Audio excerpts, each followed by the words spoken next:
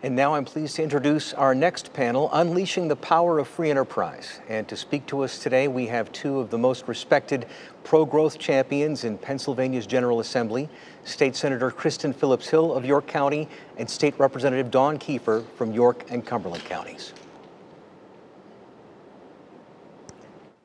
Well, good afternoon, everyone. I'm State Senator Kristen Phillips-Hill, and I'm very excited to be here with one of my favorite House colleagues. I'm Representative Dawn Keefer. So we both hail from York County, and we have both been great advocates for the free market and for small businesses and trying to just get the Commonwealth out of the way so that we can actually realize our economic opportunities. Well, I was very excited when you were elected because you came in and were immediately a great ally, an advocate on issues that I had been working on for 2 years, and you just dug right in to regulatory reform. And I'm told on average it takes about 6 years, so I think we're about almost 6 years into working on regulatory reform, which if we can get so many of these overburdensome regulations that just don't make sense, that prohibit economic growth, that just make it difficult for individuals, businesses, local governmental entities to operate, I think we could really put the Commonwealth onto a path of prosperity. And you have the REINS Act, right?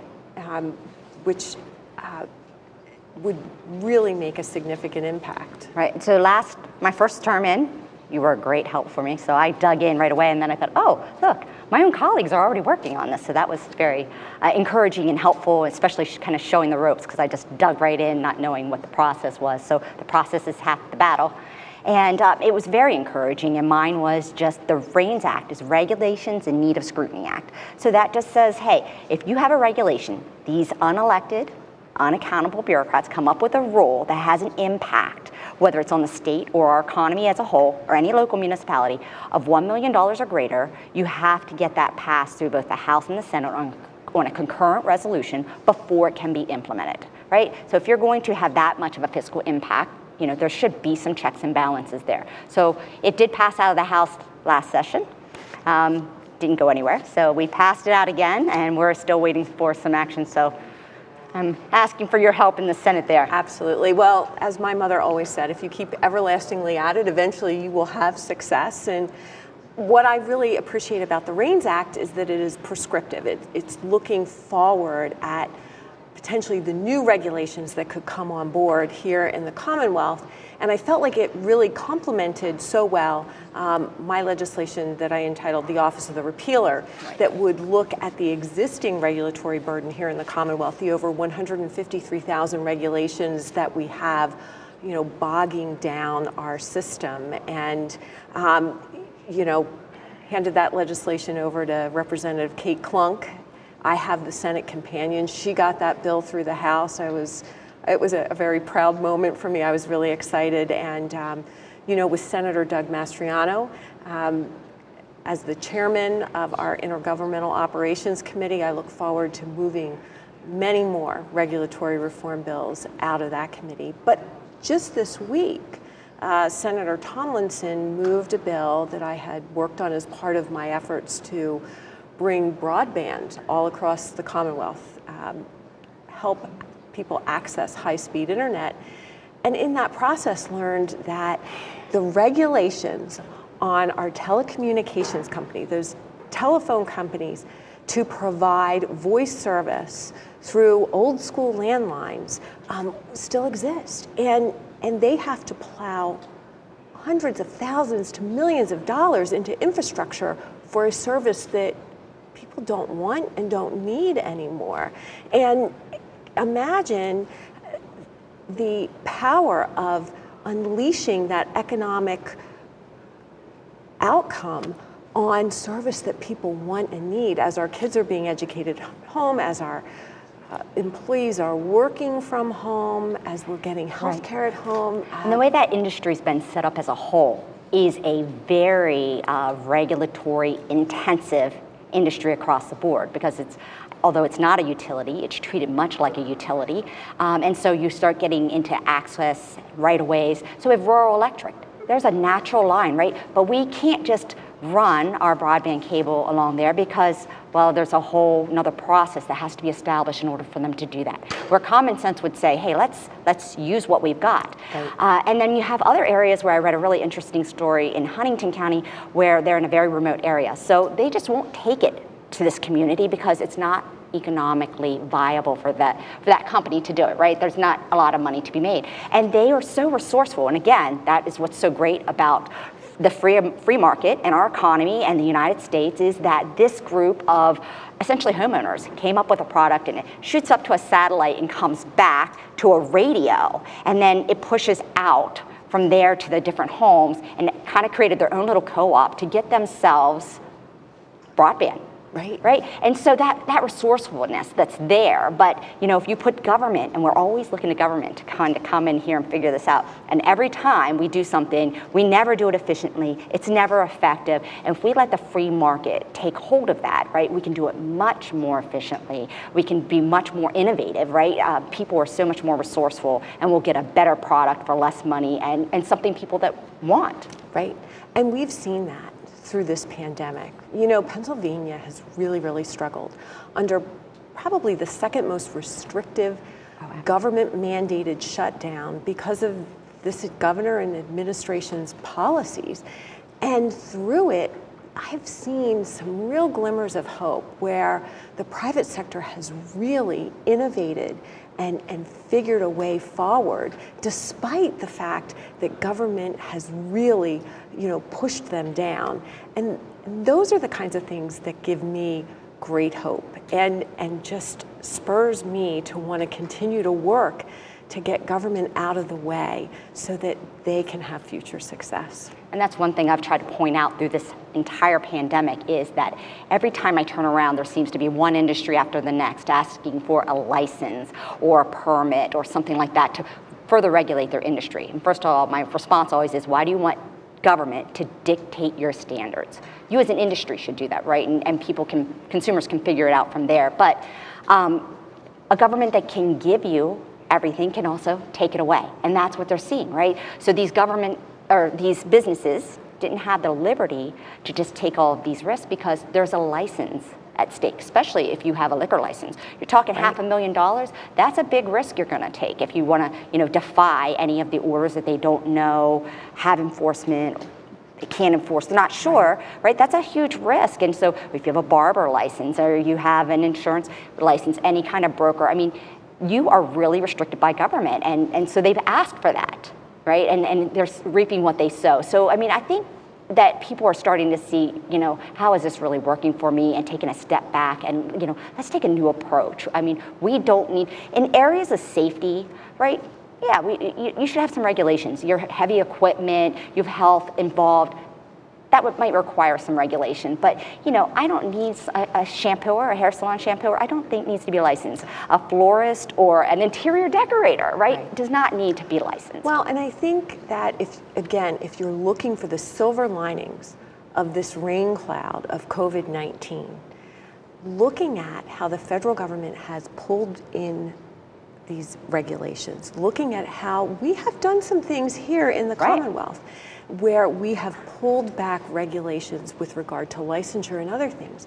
And when we come out of this, looking at, if we didn't need these regulations in the midst of a pandemic and a great crisis, maybe we don't need these regulations at all going forward in the future. And this is the perfect opportunity and the time for us to figure out what we really don't need and get rid of them. Absolutely. And lift people up. Yes, and we've had the same conversation in the House, is that, hey, if we didn't need them now, during this pandemic, let's take a look before we just put them back in place. What do we need? What don't we need? And I think members are going to have to be strong with this, because there still will be the different industries that will be trying to stake their claims, because it's a protectionism for them, right? It helps them to kind of control competition in some of these areas. But we really need to think, when we need workers and we need to move our economy forward, we need to remove as many barriers as possible to do that. So it's a great opportunity, and we need to take advantage of it. And you bring up a really good point, and that is, is I felt like throughout this pandemic, these mandates and these closures have really hurt our small mom and pop businesses, our main streets in our little towns, whether it's the city of York or the borough of Delta, and that these larger big box stores have really benefited at their expense. And I think that we have to always be mindful that we create a level playing field so that whether they're a small business, a mid-sized business, a large business, or an individual who's just starting a small business working out of the basement of their home, that we have created a level playing field where everyone can achieve their greatest success. And I hope that whatever we do, we can accomplish that. I think that we've highlighted all of that, quite frankly, as far as those small businesses, and they really got hammered in this in comparison to our large businesses, so we really need to be cognizant of that. And that's another reason why I am not really a proponent of all of the different grant opportunities that are out there for one business over another, tax credits for one industry over another. I think it's picking winners and losers, the government picking winners and losers with my tax dollars to boot, right? And then on top of it, we have one where I have a bill, it's for the film tax credits. Film tax credits, over 90% of those film tax credits are sold to companies like PPL, Apple, other companies coming in and buying them. So they're not even being used for the film industry. And as I was digging in, I found that a lot of our tax credits are treated this way. You're able to sell them. It's a whole industry to be a tax credit broker. And that is not the intent of this. And again, it's another government program gone awry, and it does not benefit all taxpayers. Well, and Senator Wayne Langerholtz has a bill that creates a financing mechanism to leverage private sector investment into further deploying broadband. And where's this money going to come from? Well, the Independent Fiscal Office did a report, and we found that with there's a tax credit program that was intended to spur just that kind of development. And when we looked at what was going on, 90% of the investment from that tax credit was to areas that were already being served. Right. So it wasn't an efficient, effective use of taxpayer resources. So amended the bill to end that tax credit and put money into a program that's going to have better oversight, and we're going to monitor it for better outcomes. Right. And when we're trying to bring a resource out, right, so you're saying equity, right?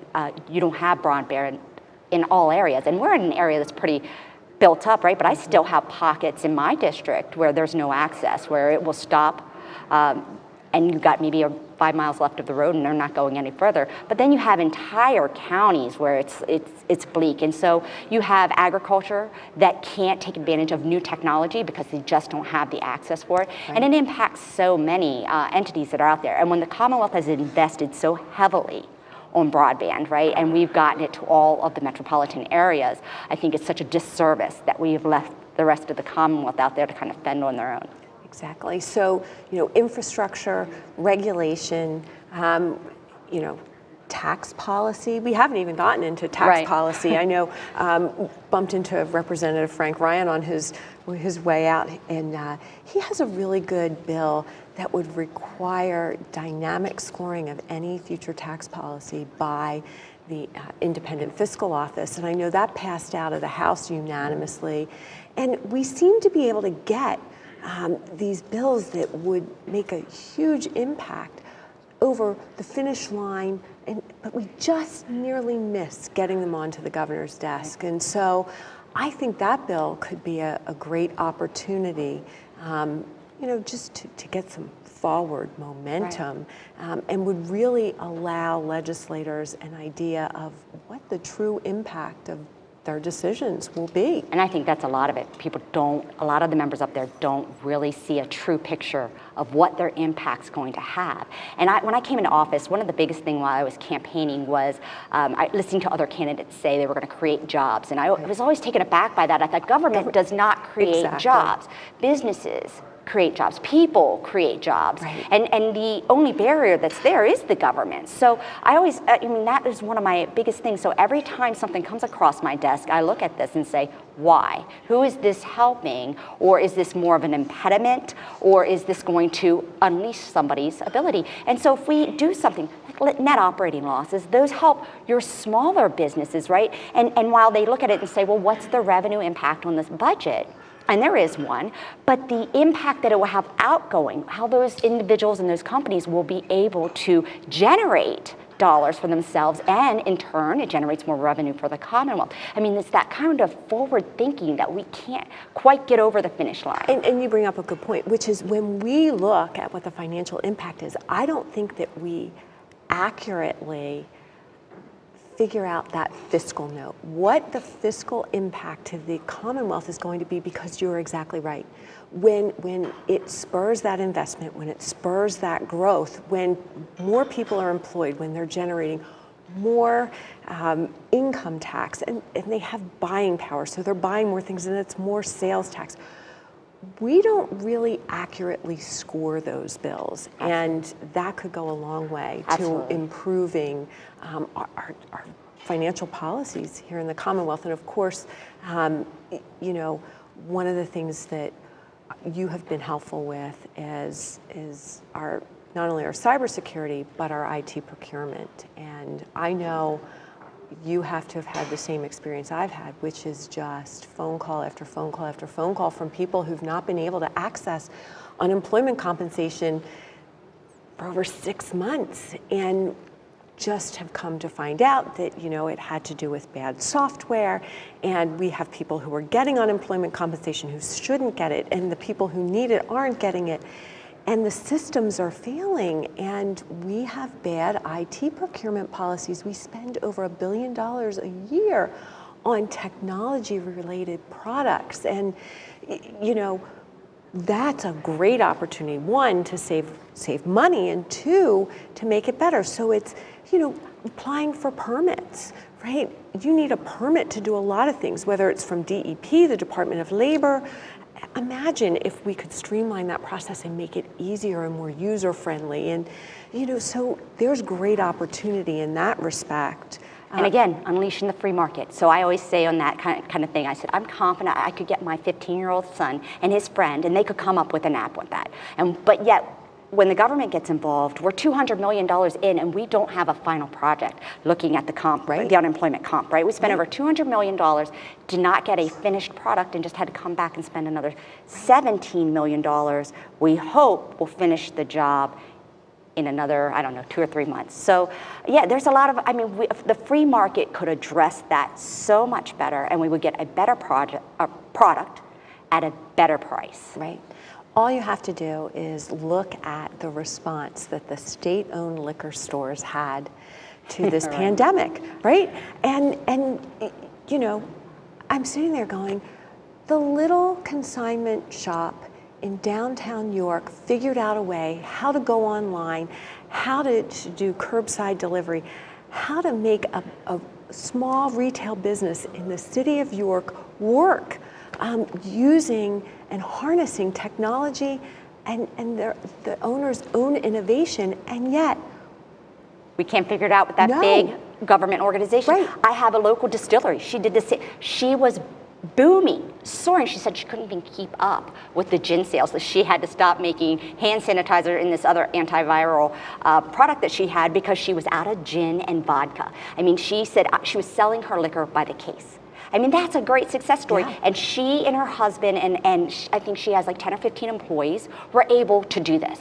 But we have the, you know, Liquor Control Board with people making hundreds of thousands of dollars and contracts that are exponential, and we can't seem to figure out how to even open the door and hand a bag from the curb, right? Exactly, exactly. So that really, I think, almost just really is emblematic of why the private sector, when we unleash their power, can solve a lot of problems. Yeah. So I'm hoping we can. Let's rein back in this government, right? Like, we got to get out of the way, and we've got to get our hand out of everybody's pocket and out of everybody's business, and let businesses really realize their full potential. Couldn't agree more. Well, this is a pleasure. Can you imagine they let the two of us be completely unfettered sitting here and talking about these things? I'm sure it would make a lot of people nervous. Yes. But thanks to PLC and the you. opportunity to spend time with everyone today.